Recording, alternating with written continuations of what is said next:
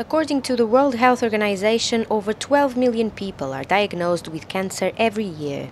2 in 5 cancers are potentially preventable. The human papillomavirus, or HPV, causes cervical cancer and is the second biggest cause of female cancer mortality.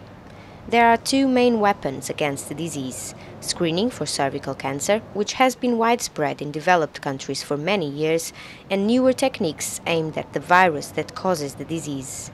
There clearly is not very much understanding about the human papillomavirus. I think most people know that they should, or most women know that they should be getting screened to get an invitation. There has been a drop in acceptance of invitations in younger women, I think for reasons which aren't absolutely clear, but a little bit of sort of unwillingness to accept this. There are a lot of misunderstandings and fears about the virus because it is a sexually transmitted virus and it raises all sorts of issues about behavior and partners' behavior and so forth, which need to be handled quite sensitively. So people do need to doctors and the general population do need to understand more about this virus. It's a very common virus. It's like the common cold in a way. In most cases, it leads to very, very minimal changes. I'm not one of those organised people who makes a note of when the next smear test should be. I wait to get a letter from my GP or from the hospital. When I got the letter, I didn't read it that well, really. I just sort of knew that I had to go. And my friend had recently got a letter, obviously, because she just turned 25 as well. So we decided to book our appointments sort of for the same day so we could both go to the doctor's surgery together. So that was quite nice to have the moral support. And even though maybe I didn't read the letter that much, the nurse was really nice and she explained everything really, really well and just put me at ease. So the whole experience was much better because of that. Different countries implement different cancer screening programs. It is important to understand the scientific evidence on which worldwide governments are based to make their decisions. I grew up in another culture where you get a yearly test for a smear test, if you're on the pill. And when I was a teenager, in my early 20s as well, I was taking the pill, so you would have a test every year, and that was part of the culture.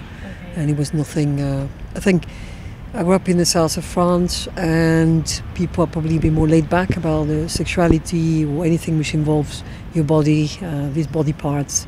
It's not seen as something as maybe taboo, as maybe an Anglo-Saxon culture. I think it's become better since there have been so many high-profile cases, and particularly Jade Goody's case, I think, really brought home to the general population the importance of testing and that it can happen to you at a very young age.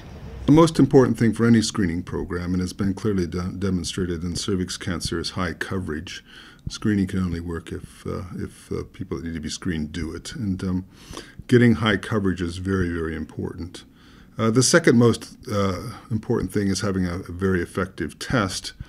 And we're seeing now that the HPV test is more effective, more sensitive than cytology. So we do need to move to HPV as our method of screening. Cervical cancer raises controversial questions. Why does the age to start screening change from one country to another? Is there enough information about the vaccine? And what are the harms of screening? As with all screening, there are some harms. The main harm associated with cervical screening is there's increasing evidence now that the treatment associated with lesions at a young age actually leads to increased miscarriage and early pregnancy rates, because basically you have to loop out a piece of the cervix and that makes the cervix weaker. But before these questions are answered, please follow the advice. It wasn't pleasant. I don't think it would ever be pleasant to have that sort of thing done to you. But it was fine. It's uncomfortable, but it's 5 minutes of your day compared to possibly the rest of your life if you catch something early. So it's a necessary evil, I think, but it's really not that bad.